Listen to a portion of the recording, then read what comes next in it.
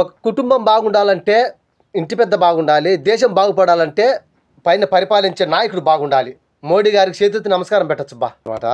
ఎడారి యాత్రికుడు ఒక కొత్త న్యూస్ అనమాట భారతీయులకి, ఇతర దేశం వాళ్ళకైతే కాదులే, మన భారతీయులకే కొత్త న్యూస్ అనమాట. ఏంటంటే నిన్న మార్చి 2వ తేదీ ఒక అధికారిక ప్రకటన చేసిందనమాట మనకు భారతదేశ గవర్నమెంట్, ఇండియా గవర్నమెంట్.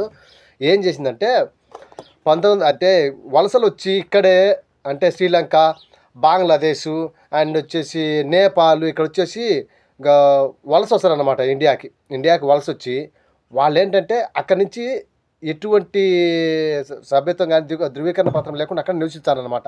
అందువల్ల వాళ్ళల్లో కొన్ని జరగరాని విషయాలు జరుగుతున్నాయి కదా, అది లెక్కలో పెట్టుకొని భారత గవర్నమెంటు కొన్ని అధికారిక పాస్పోర్ట్ జారీ చేసిందనమాట.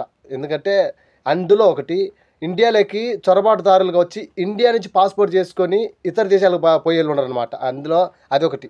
ఎందుకంటే అక్కడ ఏమైనా తప్పు జరిగినా, చిన్న విషయం ఏదైనా జరిగినా ఎవరికి పేరు? భారతదేశానికి పేరు. అది దృష్టిలో పెట్టుకొని కోవిడ్ గవర్నమెంట్, అది భారతదేశం గవర్నమెంట్ ఒకటి చెప్పిందనమాట. ఏంటంటే 1980 పాస్పోర్ట్ చట్టాల ప్రకారంగా ధృవీకరించడం జరుగుతుంది అన్నమాట. ఏంటి 1969 ప్రకారంగా 1880 తీసుకొని 1969లో ఏం జరిగిందో ఆ 1969 ఏంటంటే అప్పట్లో వలసదారులు వచ్చి అక్కడ నిలబడిపోయారు కదా శాశ్వతంగా ఇండియాలో. వాళ్ళను ఏకి పారేసేదానికి అయితే పట్టుకునే దానికైతే ఒకటి ఇచ్చిందనమాట. ఏంటంటే 1969 చట్ట ప్రకారం అధికారికంగా కానీ మున్సిపాలిటీ పరంగా కానీ ఎవరైనా సచ్చినా బతికినా పుట్టిన వాళ్ళ ప్రకారంగా వాళ్ళకి పుడుతుంది కదా, ఒక మనకు ఐడెంటిటీ పుడుతుంది కదా ఇండియాలో. ఆ ఐడెంటిటీ ప్రకారం ఎవరైతే ఇండియాలో పాస్పోర్ట్ చేయించుకుంటారో ఇండియన్సే ఎవరైతే పాస్పోర్ట్ చేయించుకుంటారో వాళ్ళకి గవర్నమెంట్ పరంగా, దౌత్యపరంగా, ప్రజల పరంగా 3 రకాల పాస్పోర్ట్ తీసుకొచ్చిందనమాట. ఇండియా గవర్నమెంట్ 3 రకాల పాస్పోర్ట్ తీసుకొచ్చింది. అది ఈ 1969 చట్ట ప్రకారం చచ్చిపోయి లేచి బతికి ఉండేవాళ్ళ ప్రకారంగా 2023 అక్టోబర్ 1 నాటికి, అది కూడా 2023 అక్టోబర్ 1 నాటికి ఆ విధమైన పత్రాలు పొందుంటే అటువంటి వాళ్లకు అనుకూలంగా పాస్పోర్టు పుడుతుంది అనమాట. అందులో ఏది?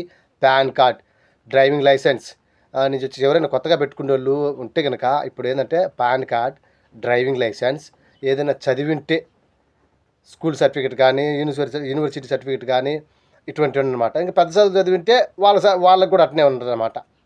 ఖచ్చితంగా ఏ యూనివర్సిటీలో చదివినో ఆ యూనివర్సిటీ పట్టా పేపర్ ఖచ్చితంగా కావాలి పాస్పోర్ట్ చేసుకునేదానికి, ఎవరికి ఇతర దేశంలో పోయేదానికి. దాన్ని దృష్టిలో పెట్టుకొని ఇతర దేశం వాళ్ళు చొరబడకుండా, ఇతర దేశం వాళ్ళు మన దేశాన్ని నుంచి పోకుండా ఇక్కడ పాస్పోర్ట్ చాలామంది అయితే చాలా రకాలు చేసుకుంటారు కదా, చేపిస్తూ ఉన్నారు కూడా.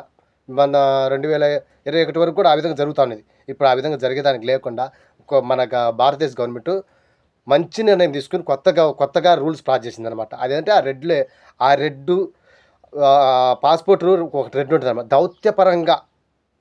గవర్నమెంట్ దౌత్యపరంగా ఉండే వాళ్ళకి ఎర్ర పాస్పోర్టు, గవర్నమెంట్ పనిచేసే వాళ్ళకి గవర్నమెంట్లో అధికారికంగా ఉంటారు కదా వాళ్ళకు వచ్చేసి తెల్ల పాస్పోర్టు.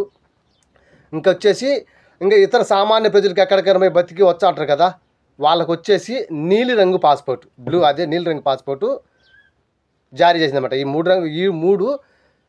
మూడు వచ్చేసి రంగులు మార్చేసింది అనమాట. ఏది? దేశ భవిష్యత్తు దృష్టిలో పెట్టుకొని, అంటే పాస్పోర్ట్తో భవిష్యత్తు ఏముంటుంది అనుకుంటారేమో. వలస వచ్చిన వాళ్ళు ఇక్కడి నుంచి భారతదేశంలో నుంచి పాస్పోర్ట్ చేసుకుని వెళ్ళిపోతారు. అంటే వాళ్ళకి ఎటువంటి పత్రాలు లేకుండా పేరు, ఐడెంటిటీ చూపించి అంతే, పత్రాలు ఏముండవు. 1969 నాటి పత్రాలతో ఏకీభవించి 1980 చట్ట ప్రకారం పాస్పోర్ట్ తయారు చేసి పాస్పోర్ట్లకు అనుమతి ఇచ్చిందనమాట. పాస్పోర్ట్ తయారు చేసుకొని అంటే వాళ్ళు మొత్తం ఉంటారు కదా, మనం ఏదైనా పాస్పోర్ట్ చేయించుకునేటప్పుడు ఏదైనా అంటే ఖచ్చితంగా కావాలి. నీ ఏ ఊరు, ఎక్కడుంటావు, ఎక్కడ నివసిస్తూ ఉంటావు, నీ ఇల్లు ఏంది, నీ ఇంటి నెంబర్ ఏంది, నీ అడ్రస్ ఏంది, నీ పోస్టులు ఏంటి, ఇవన్నీ ఉంటాయి కదా. అందుకని గవర్నమెంట్ మంచిగా ఆలోచించి ఈ విధంగా చేసిందనమాట. అన్నీ ఇప్పుడంటే మోసాలు జరగకుండా ఉంటుంది, ఇతరులు వలస వచ్చిన వాళ్ళు దొరికిపోతారు అనమాట. ఈ చట్ట ప్రకారం అయితే పాస్పోర్ట్ తయారవుతుంది, లేదంటే అవ్వదు. ఇన్ఫర్మేషన్ వస్తే లైక్ చేయండి, షేర్ చేయండి, కామెంట్ చేయండి. ఓకే, మరి బాయ్.